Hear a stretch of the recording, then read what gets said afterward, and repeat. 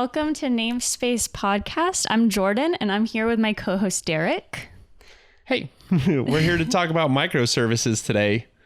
Yes, we're very excited about this topic. It's our first informational topic where we actually went and did some research, and we've got a series of really good points to share with you guys from our own experience, but also, like I said, research. Yeah, I think this one's going to be especially interesting because you very much took the scientific research approach, and I took the engineering approach, which is here's what I've seen work.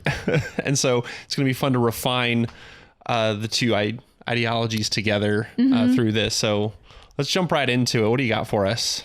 All right. So first, we are just going to answer what are microservices, and we're going to do that with a common definition that I found online. First off. And it's from a website called Microservices.io by Chris Richardson. And I must say, it is an absolutely wonderful website. Derek and I have been really enjoying browsing on there. And it is actually very scientific, because in the last episode, I was saying computer science is not science. This There's nothing website. Scientific about it. Right. That's what you're saying. Right. But Microservices.io, episode over. Have a good one. No, it is a very good resource. But so here's the definition from that website. Microservices are an architectural style that structures an application as a collection of services. So that's very generic, but basically it continues to say these services are highly maintainable and testable, loosely coupled, independently deployable, organized around business capabilities, and owned by a small team. So as I mentioned, it's like the definition is very vague, but then it says like it kind of solves some characteristics of microservices. Right. It's just characteristics. But at this point, like, let's jump in. What are microservices to you? Like, what were your preconceptions before doing the research into finding out what it is?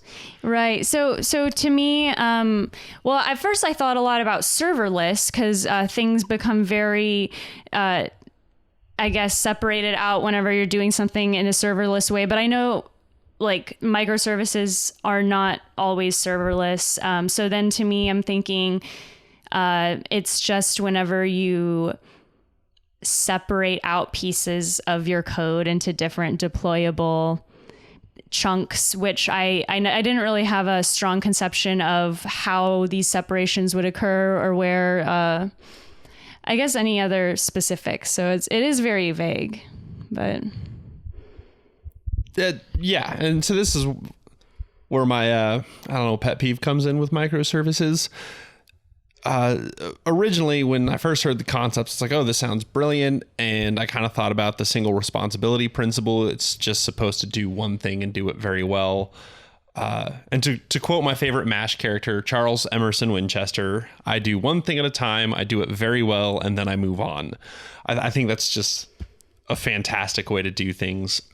But after having worked with several implementations of microservices over the years, I've kind of come to the realization, and it's actual fact, there is no spec or standard for microservices, and it becomes very difficult to understand what a microservice actually is. So what we do instead is we describe them with characteristics like Jordan was just giving us, like highly maintainable, loosely coupled, independent, that kind of stuff. And I think it's really funny, especially that loosely coupled is in there, because all of those terms are kind of loosely coupled to a definition of their own, continuing the problem of describing what a microservice is.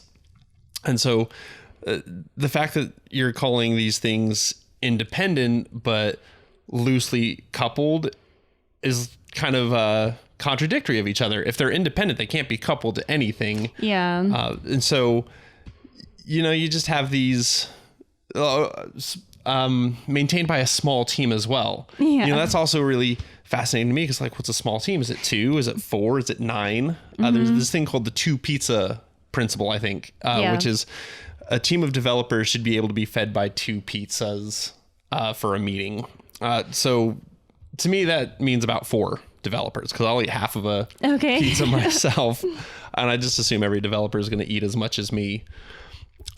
So that's kind of where I'm at with microservices right now, is they're just this enigma, this unstructured enigma floating out in the cloud.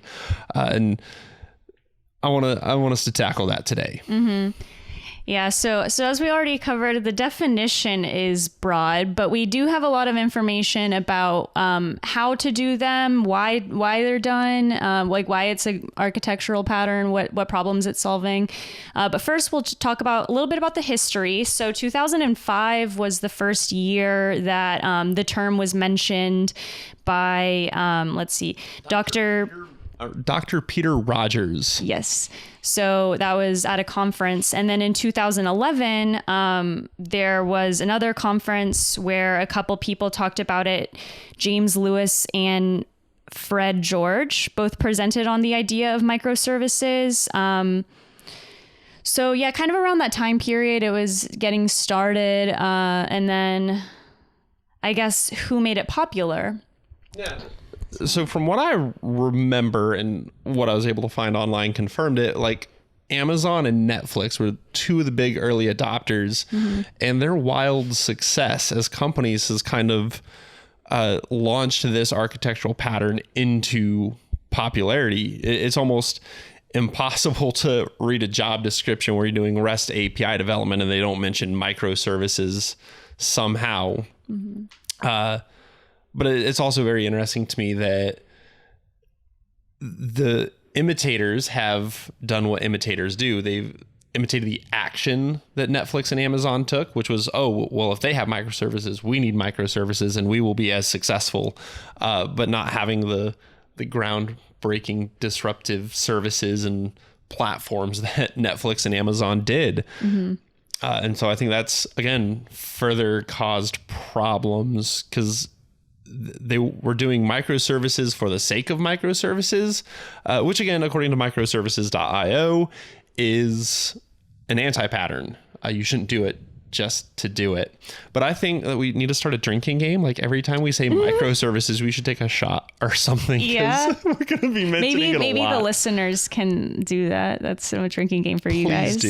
Please do. Okay, and I just had a couple of cool stats about the Netflix and Amazon microservices teams. So I found on Wikipedia for Netflix, each front-end call fans out to an average of 6 back-end API calls. So you can see how when things are separated out, you have to make more API calls.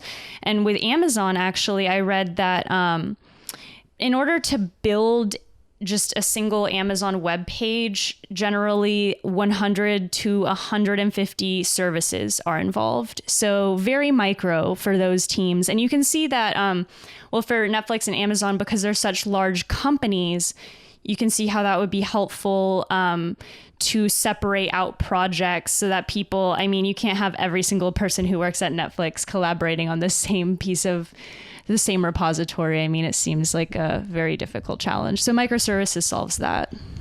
So interesting note on that. I don't know if it's true anymore. 3-4 years ago, I read this article about Google using a monolithic repo and basically everything was in that repo.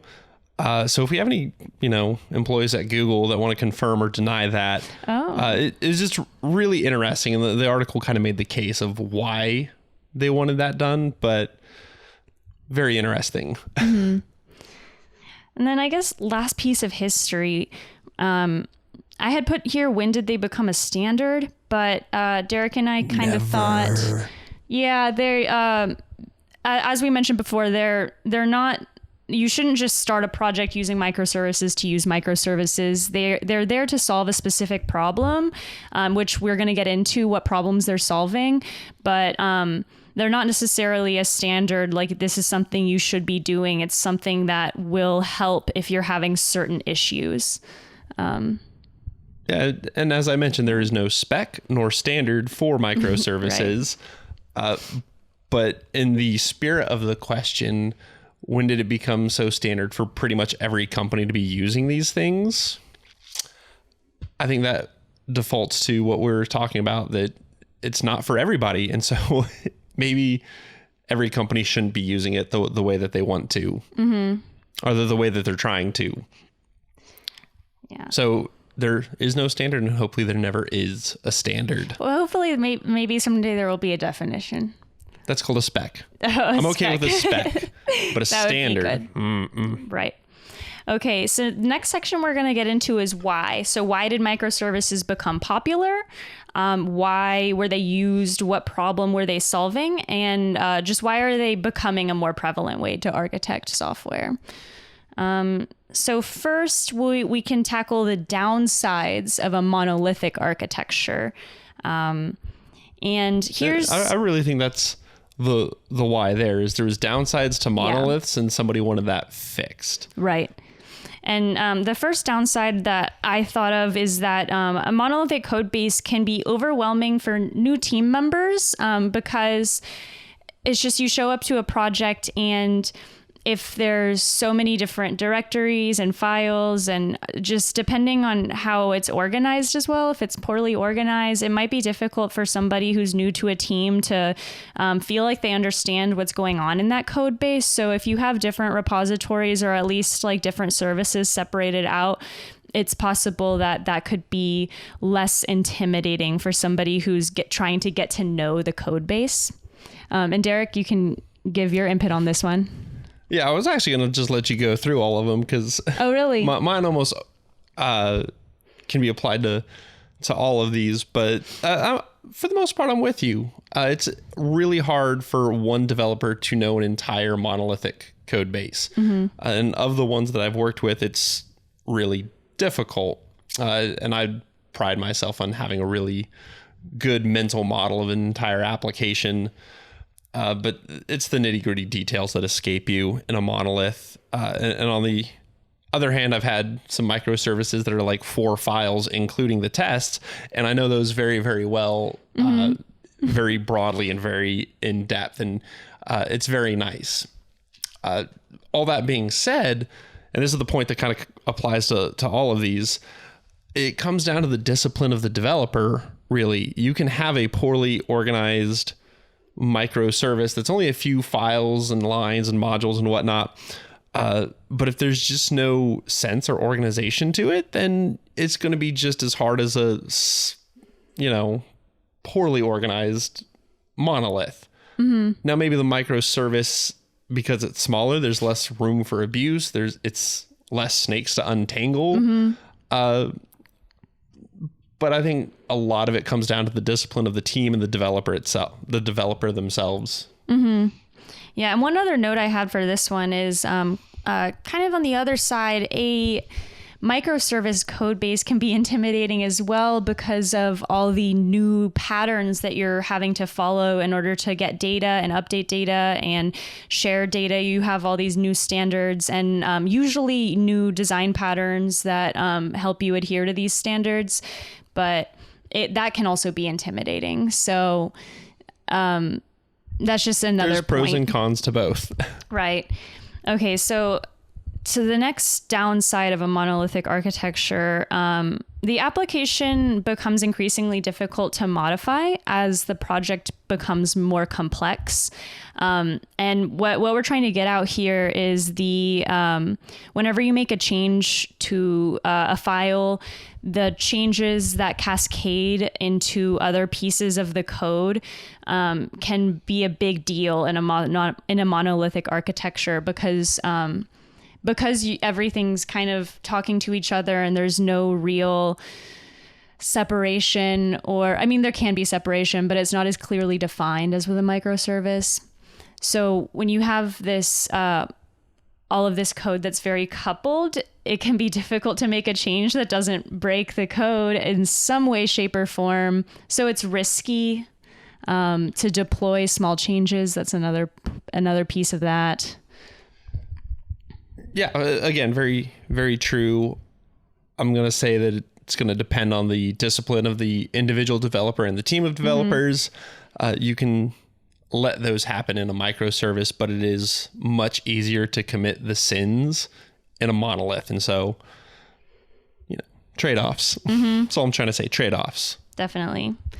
Okay, and then the last one that's probably I was going to say the most obvious, I don't know. But when you have monolithic architecture, a single application, it will only scale in one dimension. So whenever you have microservices, of course, if you have a service that needs a lot of in and out, you can scale that one service without having to scale your entire project. So that's a downside to monolithic architecture, and it's something that microservice architecture solves. Yeah, the whole horizontal scaling with microservices is probably one of the biggest benefits. Besides being smaller, simpler to understand, fewer team members, all that good stuff. The fact that you can run multiple instances of a single service rather than just having to pour more memory and CPUs into a service that's doing into a single service, or a single instance of a service. That to me is the one benefit of microservices that you can't get out of a monolith. Yeah, that one is not debatable. Some of these other ones, like we were talking about, there are... I'll debate anything. You want me to? I can make an argument right here, right now. Send us an email at namespace.pod@gmail.com if you want to debate with Derek. Please do. Okay. So let's switch gears to the upsides of a microservice architecture. We just mentioned the scaling. And I think these go hand in hand with the problems of a monolith. They do. Are the upsides of a microservice, which is why they're kind of the opposite of the monolith, But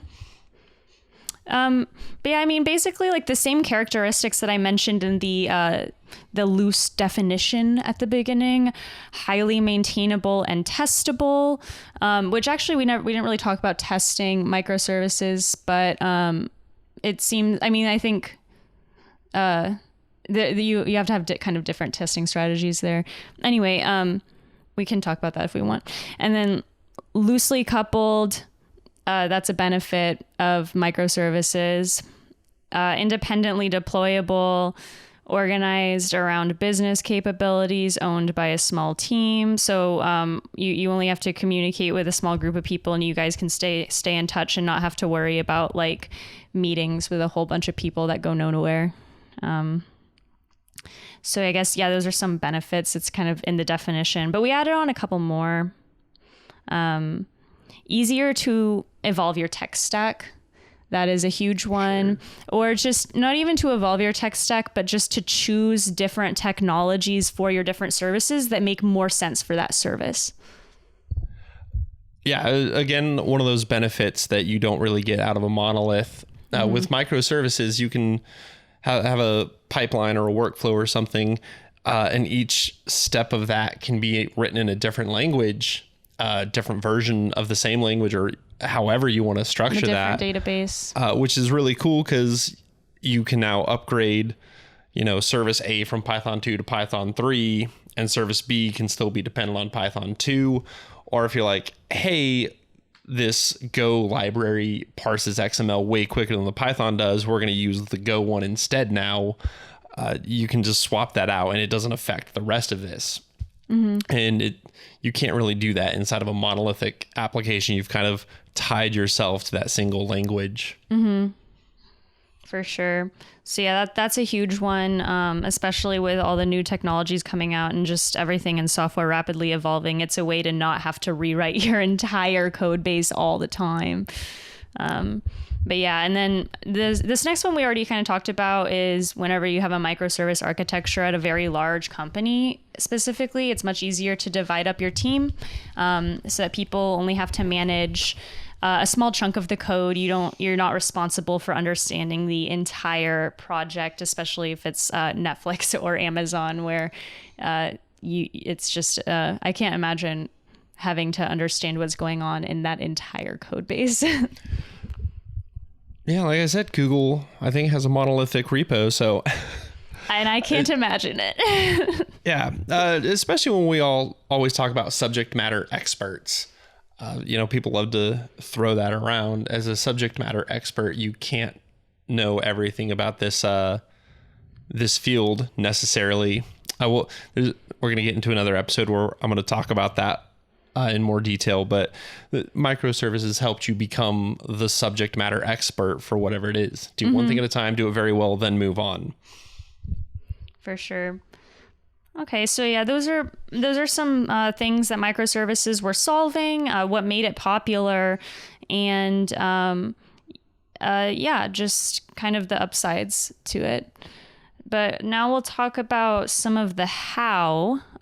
First of all, how to think of technology in terms of microservices. Do you want to hit this one? Yeah, so I kind of mentioned it in the beginning. It's just an extension of the single responsibility principle, which it's either Martin Fowler or Uncle Bob. That's the original person that said this, but the single responsible principle is only having one reason to change. And so that's really what the microservices are. You want to give like the way you define a service is it does one thing and only has one reason to change. Yeah, so that's a pretty great summary for that section. Like that's really all. Whenever you're thinking about microservices, think about single responsibility principle.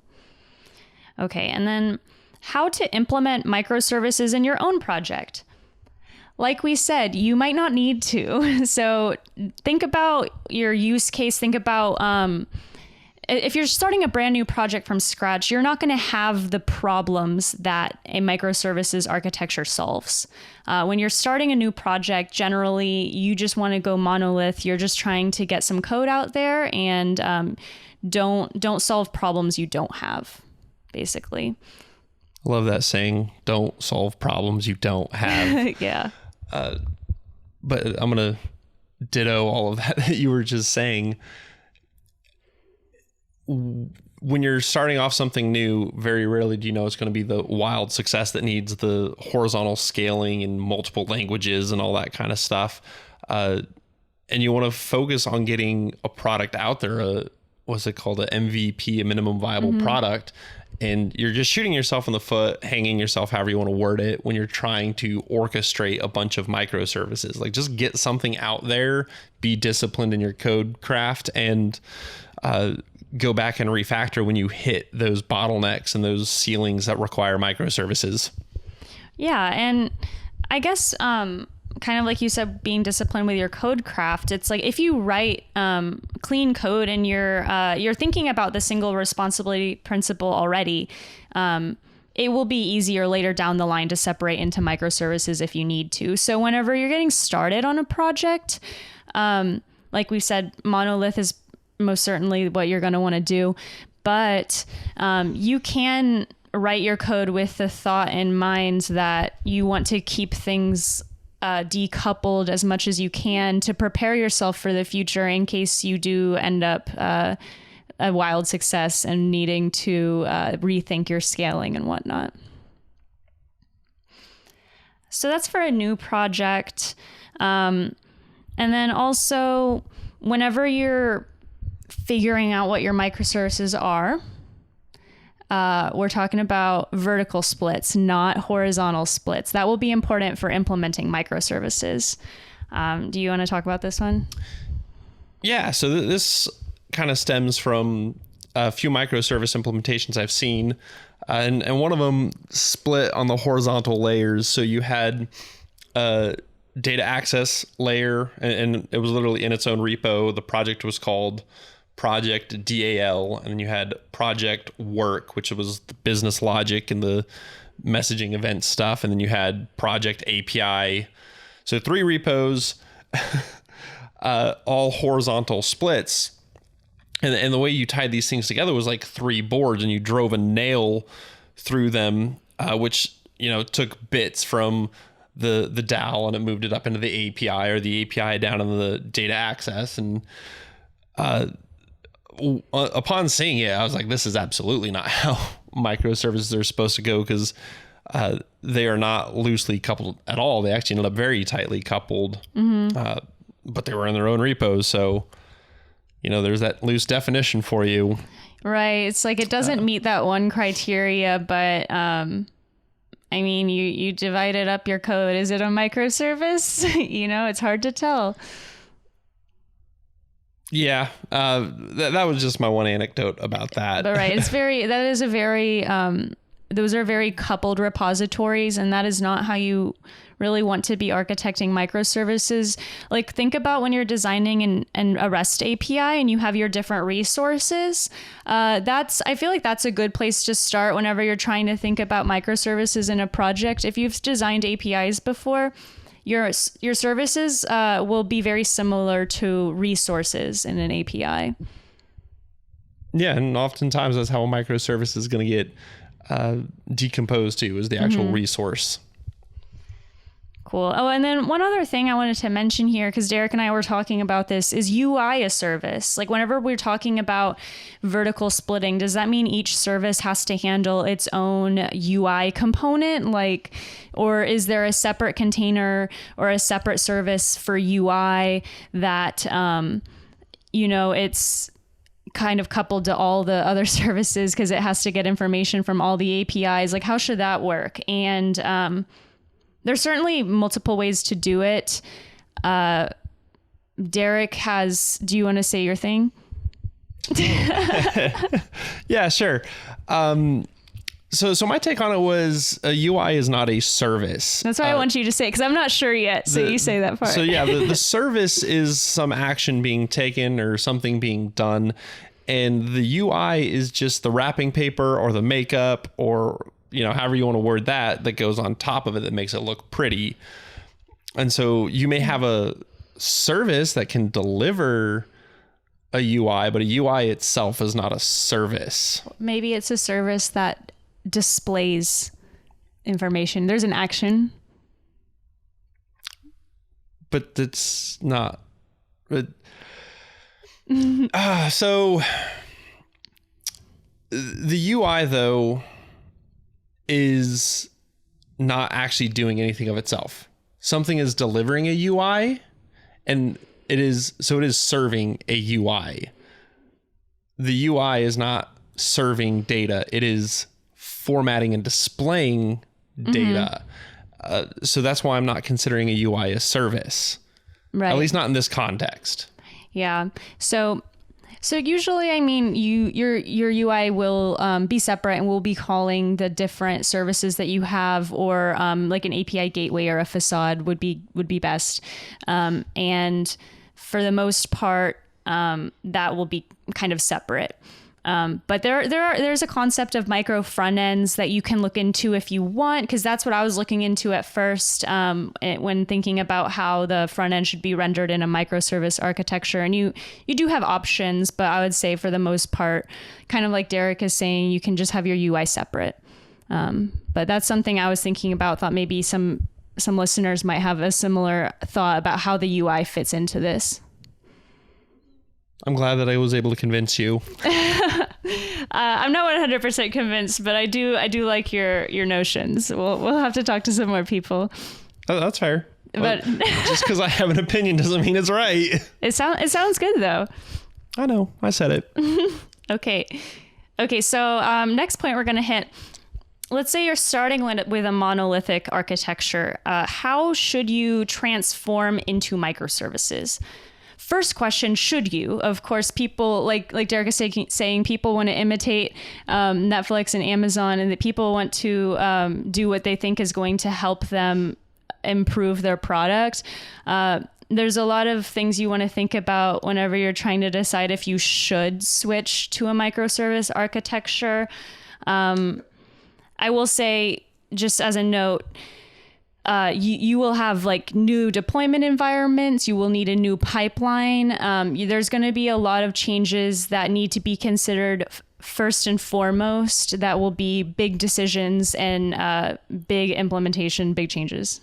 So the mental model that I use for this is you have a big rock, a monolithic statue that's sitting there. And the way you're going to decompose that into services is you're going to kind of chip away from the edges. And as you break sections off, you replace it with some sort of pillar or pipe or, beam. That's a good word, beam. Beam. That's going So then your monolith is now going to be leaning on your beams, which is the way you want. You don't want your beams leaning on the monolith, because that's just tying them again to the monolith. And as you go through that process, you're slowly whittling the monolith down until it is a beam itself. And then once you have all your separate microservices, you're done. Now you're all beams. Yeah, you're all beams. Your gym beam. So, I think that's a good way to picture it for sure. And it kind of ties into, I was reading this long article by Martin Fowler about how to change from a monolith to microservices. So I would say that's a good resource. So I'm going to say some tips that I thought were good from that article, which very much tie into what Derek was saying about the beams and the rock. So first of all, it will take multiple iterations. So yeah, like make a beam. Just start out with one service, maybe two. You want to start out with a service. Take the ones that are loosely coupled already. Yes, take ones that are loosely coupled already. Those are the ones that you want to start with, and just have that goal in mind. Don't think about deployment first. Think about how you're gonna make those changes. So that's really important. You need to tackle the last mile before the first. I'm sorry, I didn't say that proper. Tackle the last mile before the first mile, because that's the biggest issue with microservices is the orchestration of the deployment. And the last mile in this context is what is the deployment of it. And if you don't consider that before you start on your microservices, you're really going to back yourself into a corner, and you're going to do more damage than good. Yeah, because that's a huge portion of the work, and you don't want to not think about that. Yeah. And that ties into the deployment pipelines and environments that you were talking about earlier. Yeah. So consider that, and then low-hanging fruit, grab the services that are already loosely coupled and tackle those first and foremost. And you want to make sure, like Derek is saying, your services are not dependent on the monolith. Your monolith can be dependent on the services, though. So one situation you want to avoid, you don't want the new services that you make to be making calls to the monolith to get information, because in that case, the services are becoming coupled to the monolith, and you don't want that. You want the services being provided information from the monolith. So that's just a tip right there. And if that does happen, if you find yourself in a situation where your new service needs information from the monolith, this article mentioned that a good idea would be to create a new API in the monolith that's separate. It's kind of the what was it that I said earlier about it? It's anti-corruption zone. Oh, yeah. Almost. It's to be honest, I didn't quite understand what you're trying to get across with it, but yeah, it's from the article. Basically, you said anti-corruption. Yeah, but I get the spirit of it. Yeah, when the microservices have to talk to the monolith instead of talking to the typical thing on the monolith, create to go back to my analogy, you have this big, monolithic stone there, drive like some sort of nail or rod into it, and that's the thing that you go get stuff out of. Yeah. It'll make it easier when you're breaking down the monolith that you have this little section, like just keep this part there for now. Okay, so let's also talk about that real fast. It's a little tangential, but when you're going through these processes of like refactoring an entire code base to microservices, do not be afraid to write code knowing that it is going to be deleted soon. Personally, I actually think that we should all write code with the hopes that it gets deleted soon. It's not your child. Don't be personally tied to it. You can be proud of the work you did and the clean code that you've produced, but when it comes time to get rid of it, get rid of it. That's I think that says more about code than code that sticks around a long time. In fact, most people will agree that, that code's been here for 15 years. We don't touch that. And so you don't want to be that guy whose code's around for 15 years, Yeah. I mean, I can just keep going on about Right. the accolades for the person who can get their code swapped over the most. But this is one of those situations. Write some code that's going to make your life easier, knowing that it's going to be deleted, and don't be upset about it. Yeah. And just a little funny note on this one.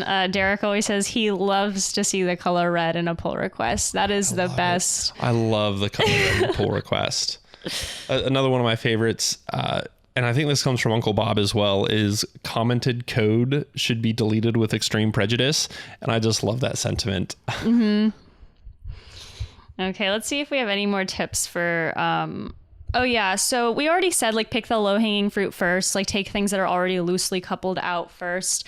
And then kind of keep going with that idea. If you have something that is very coupled, for example, a session, like if you have a bunch of different resources that are all relying on storing data in a session, just leave that in the monolith. Don't think about that for now, because everything's going to rely on it. So you want to keep your services reliant on the monolith. And then once you get to the end, you have those few services left over in the monolith that all the other services are kind of making calls to.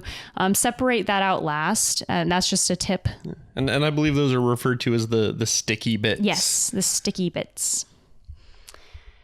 So yeah, those are, like I said, most of these are from the Martin Fowler article. I think it was a good resource for that transition. Martin Fowler is a great resource for pretty much anything coding. Mm-hmm. I mean, design patterns, he literally wrote the book. So yeah, I mean, the microservices.io is a very good also. That one was good too. Very scientific. Okay. So next couple topics. So we're going to talk about how to reap the benefits of a microservice architecture. First point here, using an API gateway or a facade, which Derek, you can go into this one. You like this one? Yeah, I actually had to dig into this one because I've thrown around the word facade and I've heard the word API gateway, and I was like, what is the actual freaking difference? Mm-hmm. And so here's the best that I've been able to come up with, is that they are both hiding the implementation of the infrastructure. In fact, take out that word implementation. It's just hiding the infrastructure, but they do it in different ways. An API gateway is a single endpoint that you're going to hit, and it's going to go hit the infrastructure behind you, but that leaves the complexity of the request up to the thing calling the API gateway. And then a facade reverses that, and it is hiding the complexity as well as the infrastructure. And so you just make a call to a facade saying, hey, I want a customer. And the facade knows, okay, well, if you want customers, you're going to need to know their orders. You're going to need to know, whatever else it is. And on a API gateway, when you request a customer, you're going to have to say, I also want the customer's orders and things like that. And then again, from what I've found and what it sounds like is GraphQL seems to be a really good API gateway. Like you have a single GraphQL endpoint that you're going to hit, and you have this beautiful mechanism of exactly how you request data from the GraphQL endpoint is the exact structure. It gives it back to you. And so that's really nice, but you can see the complexity is on the callee writing the query rather than the facade making a bunch of queries, putting that into a format that it's defined, and then passing that back to the callee. Yeah, so those are some good tools. And I guess just if you're trying to picture this, how this microservice architecture is linking together, we talked about the UI. Instead of having your UI making calls to all of your different services that are kind of representing your resources, having a service that is an API gateway or a facade that your UI will hit, you can just think about it in that order. If you're trying to picture it, you have your UI, then you have your API gateway or your facade, and then you have all of your services, your other services. Yep. Very cool. Okay. And then another way to reap these benefits, use Docker. I mean, Docker is useful. It's useful for any architecture. It's kind of been built as the microservices platform. Mm-hmm. Okay, well, it's not been built as that, but it just goes hand in hand, it seems Yeah, like. well, it helps separate out your code and keep the dependencies and like, libraries, requirements and stuff. Docker handles it, so. Well, that, and once you build an image, that image is of your service. But when you want to do the horizontal scaling, you just spin up another container from that image, and it's very fast and easy to do the scaling. Definitely do Docker. It's way better than VMs or, God forbid, bare metal, which is doable. Like, both of those you can do it as well, but Docker is just... What's bare metal? Bare metal is like when you're running it on the actual computer itself. Oh, okay. So your laptop is running Windows on bare metal. Gotcha. But then you can have, VMware Fusion or something running a VM there. The VM is not on bare metal. And right. Okay. But if you actually want to physically haul some servers someplace and deploy a service to each one, it's doable. You can do it. I don't recommend it. Right. So yeah, Docker. So you can take advantage of the horizontal scaling. Okay, and then this is kind of a sidebar almost. Whenever Derek and I were talking about this, I started talking about, well, should your microservices be in different repos or not? And with the idea of decoupling your architecture, it might be a good idea to separate out your services into different repositories, just to be very strict about these things are not supposed to interact directly. Just make an API call to the service if you need to. So that to me seems like a pretty good idea. And Derek, we both dealt with repositories separated like that. But Derek also brought up maybe you're solving a problem you don't have. Oh, yeah. This kind of goes back to the discipline of the developer and the team. But being in separate repositories is going to make it harder to commit some of the sins being all in the same repo. But I'm gonna go with the same advice about starting a new project. Like, just do the monolith. Until you know that you need them in separate repos, just do it in one repo and be disciplined. Right. It's gonna break apart pretty easily as long as you're disciplined with it. Yeah. And especially if you're just starting out, if you change your mind about your services or you need to reorganize something, it'll be much easier if it's already in the same repo. So I guess that's another good point. If you're starting out. Okay. So this is going to tie into the whole solving a problem you didn't know you had. We did work on a project where we defined, I think, 5 different services, all got their own repos, all got their own containers. And then 3 months into the project, our architect started being like, well, this, because of this dependency, really belongs here. And so we ended up shuffling around how these services got grouped together in the repositories and stuff. And it eventually turned out like services C and D got moved into service B's repo, and then service B got moved out of its own repo into service A. But then the repos were still named after a service that wasn't actually there anymore. And it was one of those cases where we should have just done one code. In fact, that project before it was killed ultimately was going to a monolithic repo. Just the way everything had to tie together, a monolith was a better choice. And so, we, trial by fire. Yeah. School of hard knocks, we learned. Yeah. So when you're getting started, maybe just one repo. So it gives you the flexibility to make all these updates. Okay. That was a bit of a sidebar though. And I guess one other thing that I'm going to mention, how to reap the benefits. Derek and I think that this is important no matter what, but let's say you have a bunch of microservices. They all are talking to each other through interfaces. Document these interfaces, especially if you have different teams working on different services. That would be so nice for you to do as a person. If you just document the data that you're providing and the data that, just the data you're providing, so that other services can be aware of the contract, because you're really you have to stick to a contract with microservices so that whenever you make updates, the idea is that you can make updates within the service without affecting other services. And the way to do that is to maintain the contract. And the way to maintain a contract is to have one documented. That's my thought on that. Honestly, we could have called this the documentation podcast, 'cause I'm pretty sure that you and I are going to hound that one point pretty much everywhere. Documentation's good. Please do it. So that will be very helpful for your microservices.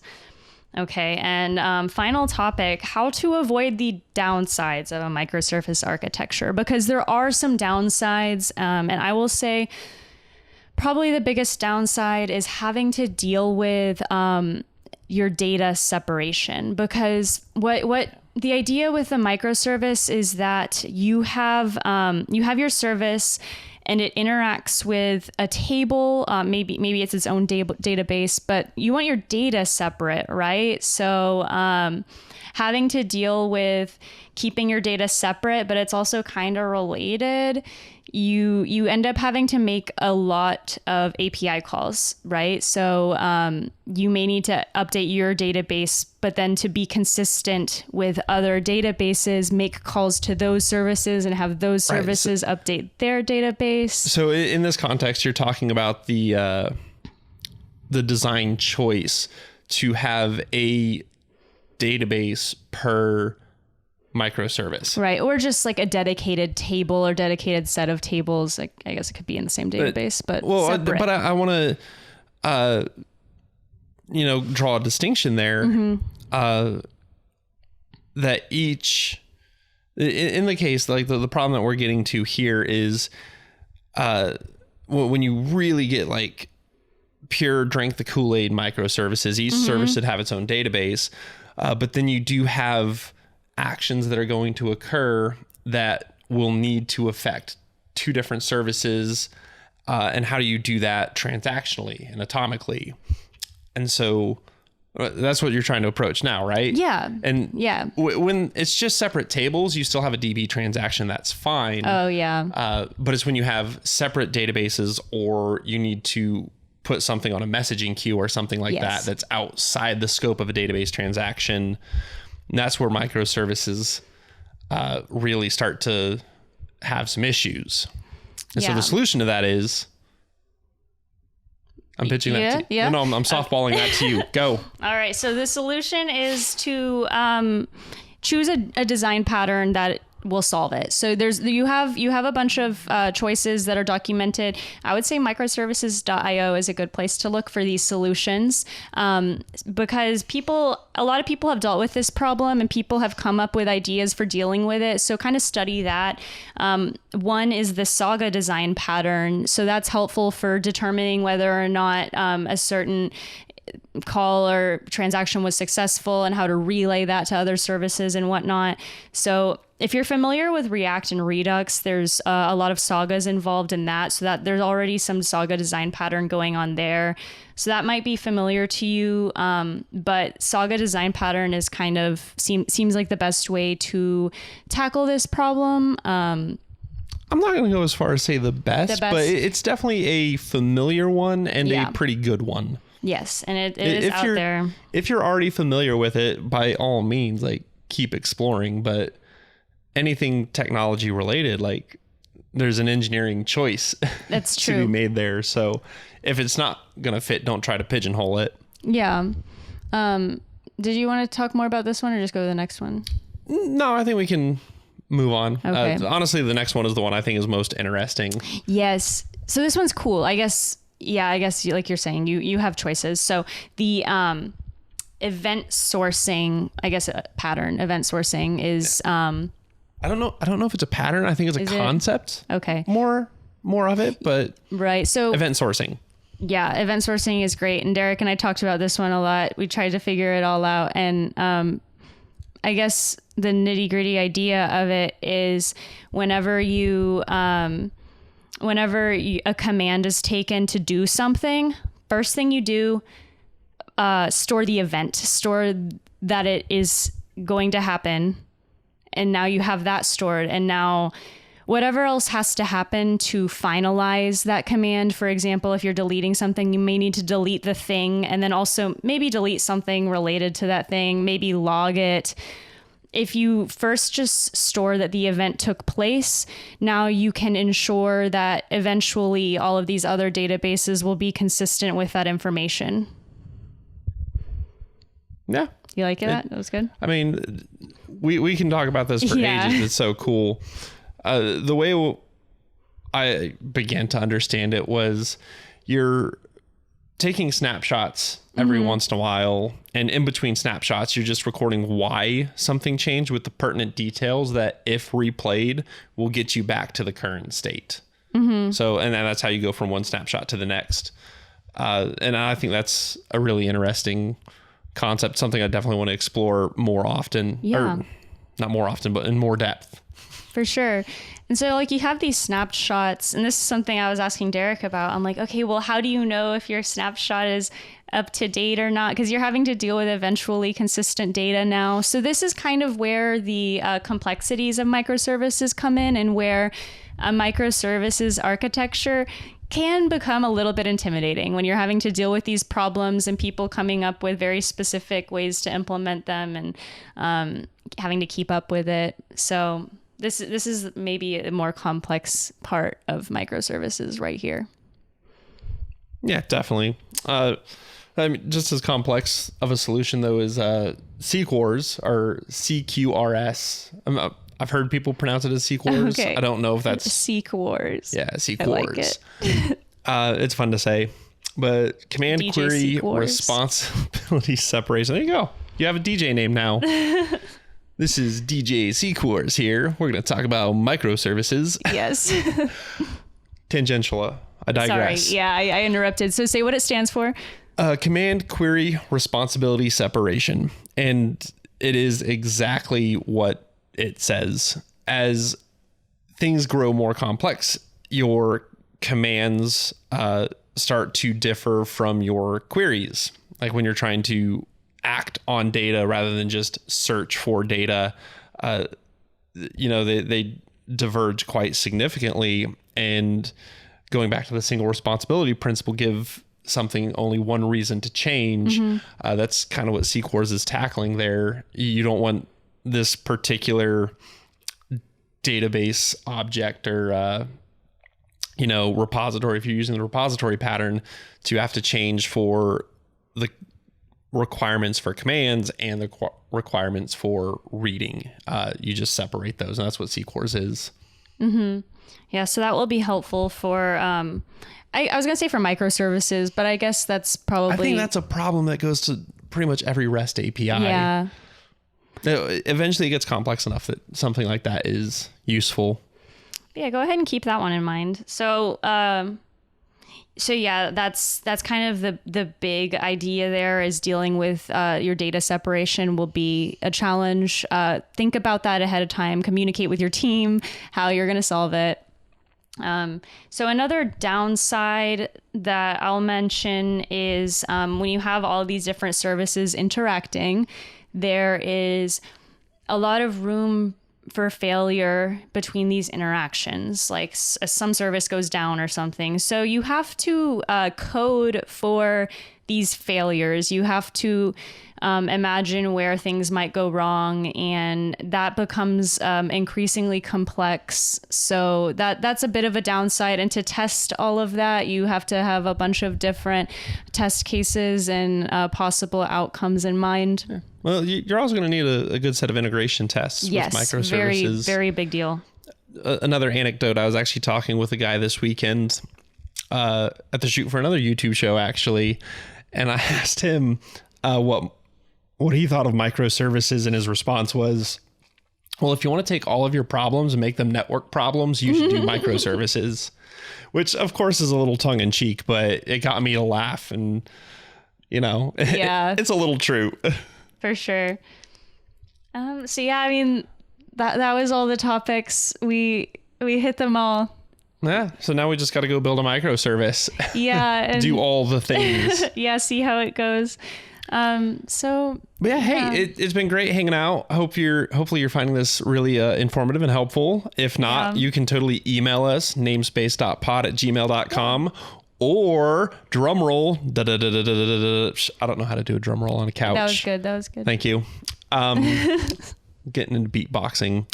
You can tweet at us. What? Yeah, you can. Namespace_pod at namespace_pod. That's also the Instagram name. So we have an Instagram. Instagram too? namespace_pod. So yeah, go follow us, find some updates. You find us on Facebook also, just search Namespace Podcast. But definitely email us with your thoughts. Like if you really agreed, really disagreed, if you just have something to add, we would love to hear from you guys. Once again, email address namespace.pod@gmail.com. Yeah, and thanks for hanging out. Yeah, thank you so much for listening.